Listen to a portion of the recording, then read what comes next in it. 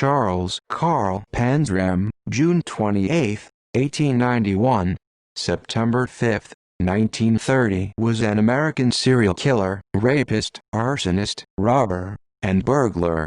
In prison confessions and his autobiography, he claimed to have committed 22 murders, most of which could not be corroborated, and over 1,000 acts of sodomy of boys and men. After a series of imprisonments and escapes, he was executed in 1930 for the murder of a prison employee at Leavenworth Federal Prison. Early life. Born in East Grand Forks, Minnesota, the son of East Prussian immigrants Johann and Matilda Gottlieb Panzram, Panzram was raised on his family's farm with 5 siblings. Carl Panzram felt odd from a young age. By the age of 5 or 6, he was a liar and thief and claimed to become meaner the older he grew. In 1899, Panzram was in juvenile court on a charge of being drunk and disorderly. In 1903, he was arrested and jailed for being drunk and incorrigible. In 1903, at the age of 11, he stole some cake, apples, and a revolver from a neighbor's home. In October 1903, his parents sent him to the Minnesota State Training School. While there, he was repeatedly beaten, tortured, and raped by staff members in what attendees dubbed the paint shop, because children would leave painted with bruises and blood. Panzram hated this place of torture so much that he decided to burn it down, and did so without detection on July 7, 1905. In January 1906, Panzram was paroled from Red Wing Training School after stealing money from his mother's pocketbook. By his teens, he was an alcoholic and was repeatedly in trouble with the authorities, often for burglary and theft. He ran away from home at the age of 14, a couple of weeks after his parole and merely 2 weeks after attempting to kill a Lutheran cleric with a revolver, to become a hobo. He often traveled via train cars. He later claimed that he was once gang raped by a group of hobos aboard a train. Crimes. Early crimes. Panzram claimed that after escaping from a Montana State Reform School, along with an inmate named Jimmy Benson, both were involved in a string of burglaries, robberies, and arsons throughout the Midwest until they split up. In 1907, at the age of 15, after getting drunk in a saloon in Montana, Panzram enlisted in the United States Army. Shortly thereafter, he was convicted of larceny and served a prison sentence from April 20, 1908 to 1910 at Fort Leavenworth, United States Disciplinary Barracks. Secretary of War William Howard Taft approved the sentence. Panzram later claimed that any goodness left in him was smashed out during his Leavenworth imprisonment. After his release and dishonorable discharge, Panzram resumed his career as a thief, stealing anything from bicycles to yachts, and was caught and imprisoned multiple times.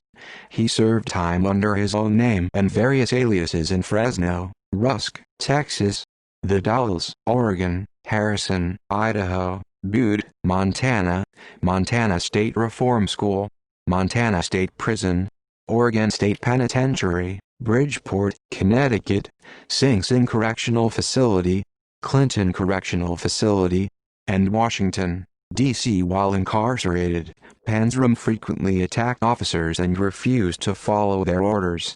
The officers retaliated, subjecting him to beatings and other punishments. In his autobiography, Panzram wrote that he was rage personified and that he would often rape men whom he had robbed. He was noted for his large stature and great physical strength, due to years of hard labor at Leavenworth and other prisons, which aided him in overpowering most men he encountered. He also engaged in vandalism and arson. By his own admission, one of the few times he did not engage in criminal activities was when he was employed as a strikebreaker against union employees. On one occasion, he tried to sign aboard as a ship steward on an Army transport vessel, but was discharged when he reported to work intoxicated. Escalating violence. Panzram claimed in his 1929 autobiography that after serving a short sentence at Rusk, Texas, he went to Ciudad Juarez in the winter of 1910 to try to enlist in the Federal Mexican Army. He then left on a train for Del Rio, Texas, and got off in a small town 50 to 100 miles, 80 to 161 kilometers east of El Paso, where about a mile south of that town he claimed to have abducted, assaulted, kicked, and strangled a man and then stole $35 from the victim. In the summer of 1911, Panzram, going by the alias Jefferson Davis, was arrested in Fresno for stealing a bicycle. He was sentenced to 6 months in county jail, but escaped after 30 days. In 1913, Panzram, going by the alias Jack Allen, was arrested in the Dalles, Oregon, for highway robbery, assault, and sodomy. He broke out of jail after 2 to 3 months. While he was on the run, he used the alias Jeff Davis. He was arrested in Harrison, Idaho, but again he escaped from county jail. He was arrested in Chinook, Montana, under the alias Jefferson Davis and sentenced to 1 year in prison for burglary to be served at the Montana State Prison. On April 27, 1913, Panzram, using his Jefferson Davis alias, was admitted to the state prison at Deer Lodge, Montana. He escaped on November 13.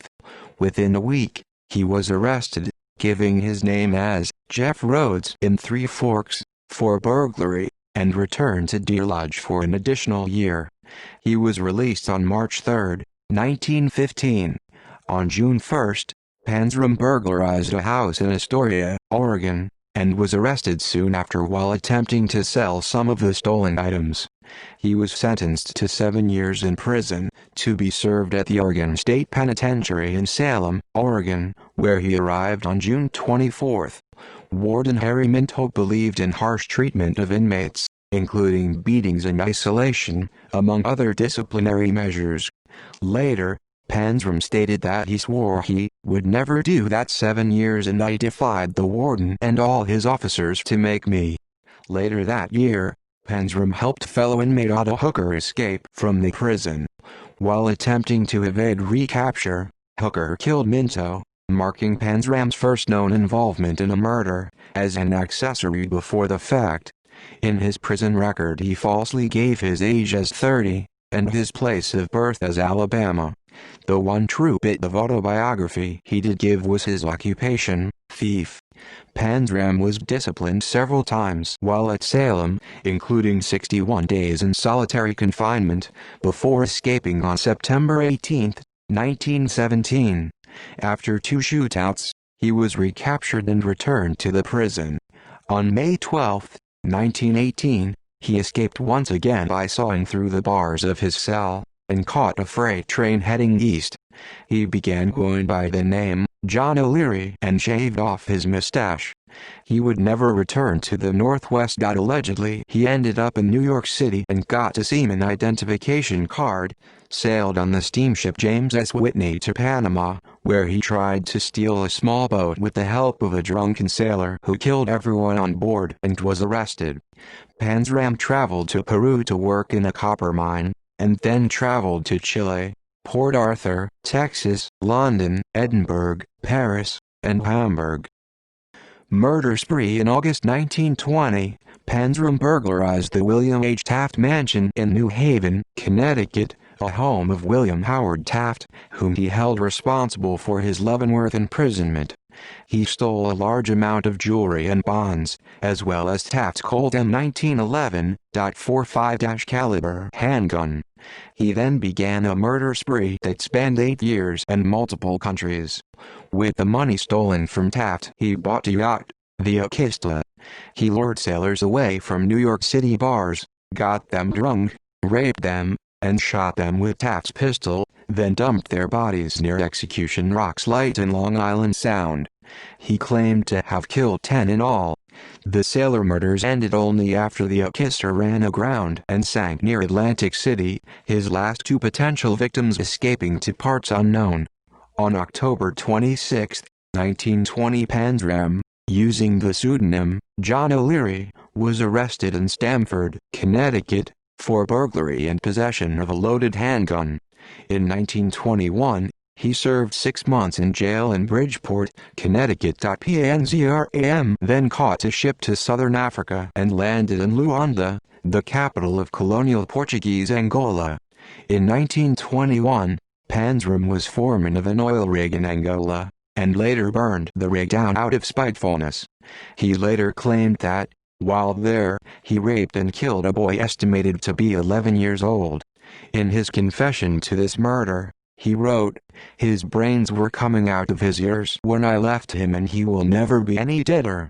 He also claimed that he hired a boat with 6 rowers, shot the rowers with a Luger pistol, and threw their bodies to the crocodiles. After his return to the United States, Panzram asserted that he raped and killed 2 small boys, beating one to death with a rock on July 18, 1922, in Salem, Massachusetts, and strangling the other later that year near New Haven.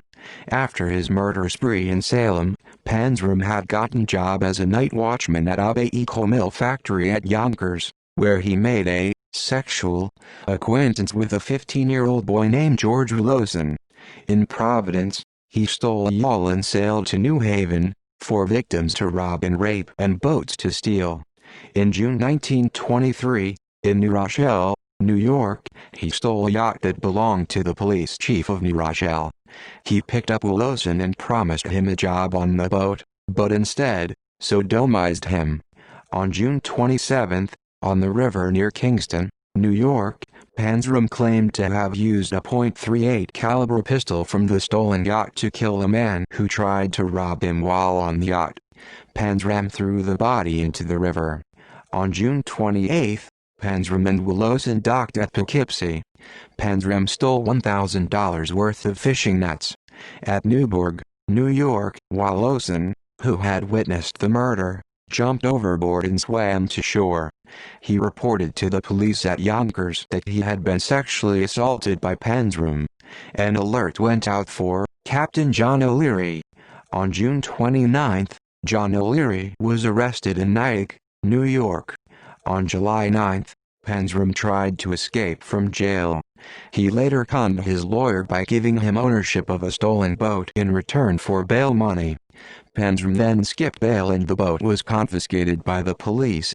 On August 26, O'Leary was arrested in Larchmont, New York, after breaking into a train depot. 3 days later, on August 29, O'Leary was cleared as a suspect in a stabbing death committed a month prior, of Dorothy Kaufman of Greenburgh, New York. He was sentenced to 5 years imprisonment. While in county jail, he confessed to being Jeff Baldwin, and that he was wanted in Oregon.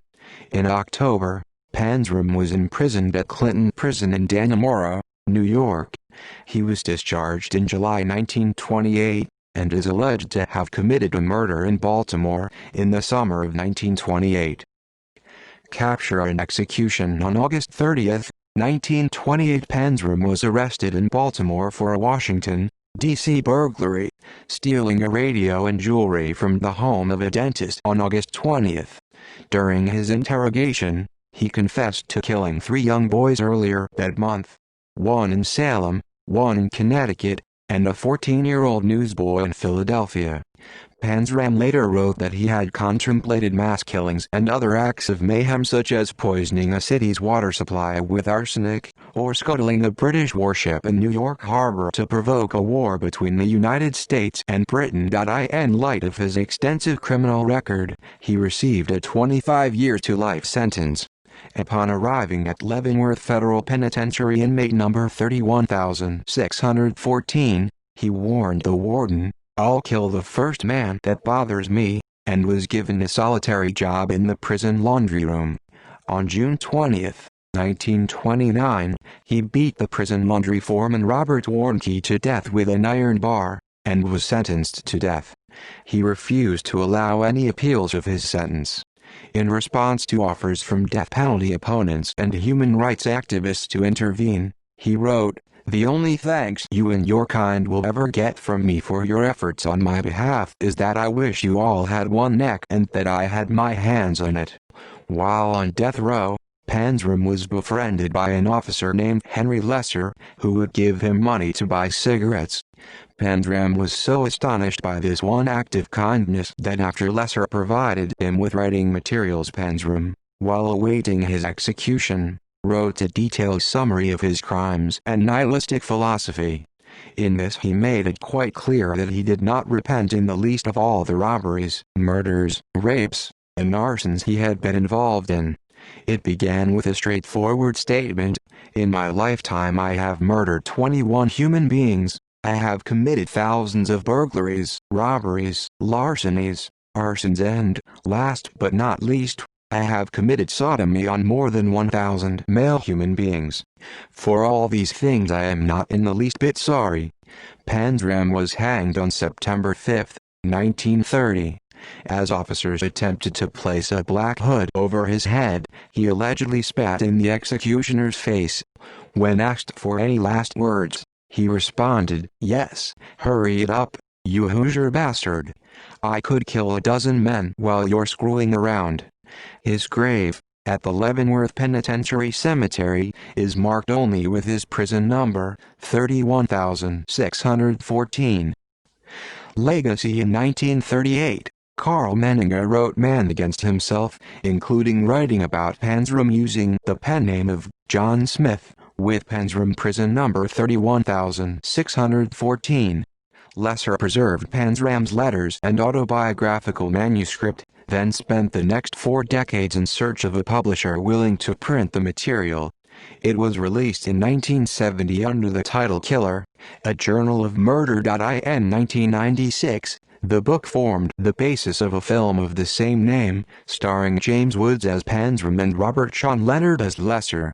In 1980, Lesser donated Panzram's material to San Diego State University, where they are housed, as the Carl Panzram Papers, in the Malcolm A. Love Library. In 2012, filmmaker John Borowski released a documentary entitled Carl Panzram, The Spirit of Hatred and Vengeance. See also List of serial killers in the United States. References. Notes. Footnotes. External links. Works about Carl Panzram at Open Library. Works by or about Carl Panzram at Internet Archive. Works by or about Carl Panzram in libraries. WorldCat Catalog.